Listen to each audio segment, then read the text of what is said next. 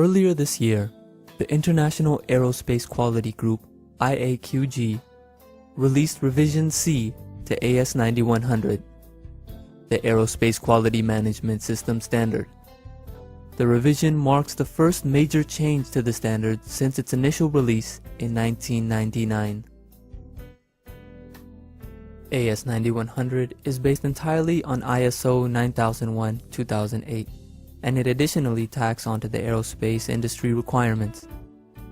These requirements were placed to ensure safety, reliability, and the quality of aerospace products. Based on the stakeholder input and the IAQG charter, the rewrite team has some key objectives. Incorporate ISO 9001-2008's requirement. Expand the scope from an aerospace standard to an aviation, space, and defense standard. Incorporate new requirements based on stakeholder input. Ensure alignment with IAQG strategies. Clarify existing requirements. AS9100 is based on ISO 9001-2008 and is maintained and administered by the International Aerospace Group, which started its revision in 2005. AS9100C includes definitions for three important new terms: risk, special requirements, and critical items. Other critical changes to the standard involve quality manual relationships, risk management, customer satisfaction, project management, recognition of supplier quality data, and approval status of suppliers.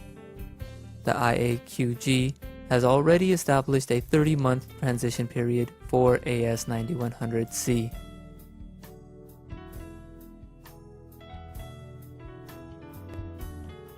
The International Aerospace Quality Group, IAQG, has proposed a 30-month transition timeline for existing certified organizations that went into effect on January 1, 2010. The Online Aerospace Supplier Information System, OASIS, database will be used to share IAQG expectations and track clientele transition activity via certification body issuance of AS9100C certification. All AS9100 audits after July 1, 2011 must be to Rev C. After the 1st of July 2011, all audits conducted, whether they be surveillance, recertification, or new registration, must be conducted to AS9100 Rev C or AS9120 Rev A as applicable. Any certification in OASIS that are to Rev B of AS9100 after June 31, 2012 will automatically be withdrawn. For those clients, a complete new recertification audit must be completed.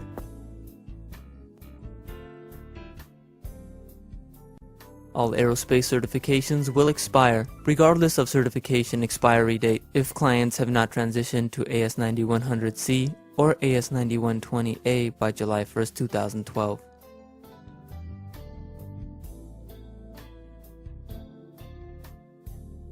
The days for all 9100 and 9120 2009 transition audits shall be as follows.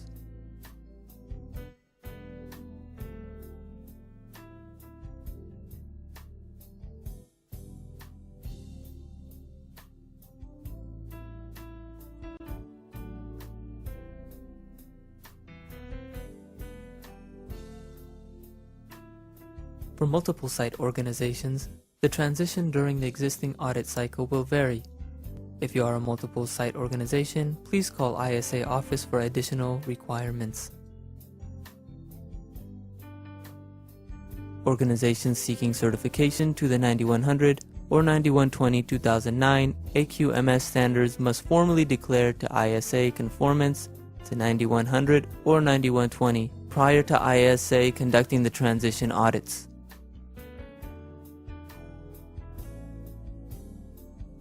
The following section will provide a brief overview on some of the key changes in Revision C of AS9100. This change deleted the previous requirement to create a document showing the relationship between AS9100's requirement and the organization's documented procedures. The stakeholder input was that this requirement had no effect on product quality and was viewed as prescriptive. A new requirement requires on-time delivery, that product quality be measured, and that appropriate actions taken when customer objectives are not met. The evaluation of customer satisfaction shall include monitoring of product conformity, delivery performance, complaints, and corrective action requests. This requirement will establish a clear relationship between the QMS and organizational performance. A new requirement for planning and managing product realization in a structured and controlled way. Most aerospace products are complex and involve multi-tier partner and suppliers. Organizations will have a process to manage product realization to ensure quality and that schedules are not compromised.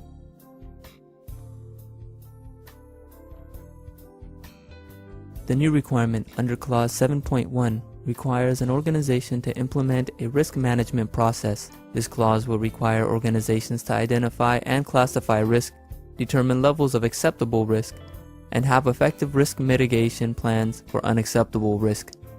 This requirement puts a focus on product risk during product realization. This is vital as new technologies in aircraft, space vehicles, defense systems, and materials are introduced. Organizations will need to ensure that a risk management process is in place, that risks are appropriately applied in the process, and that they are successfully managed. The existing configuration management clause was simply moved to Section 7.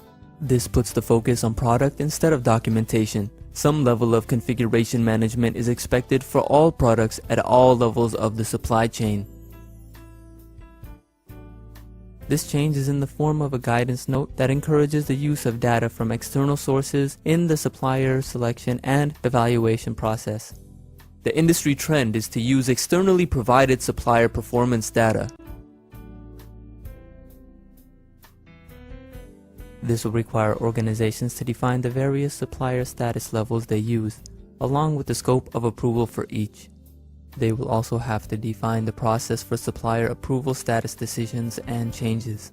The requirement stems from an increased emphasis on supply chain management throughout the aerospace industry.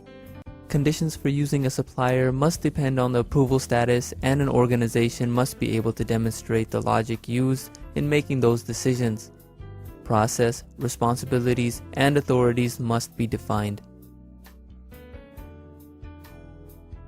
The previous revision requires organizations to periodically validate test reports for raw material.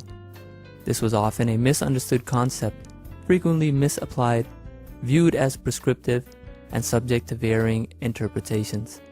The rationale going forward will be if an organization is making critical items in which the material, chemical, and physical requirements are important, it should be verifying test reports as part of its risk management process. This change moves the first article inspection required from Clause 8.2.4.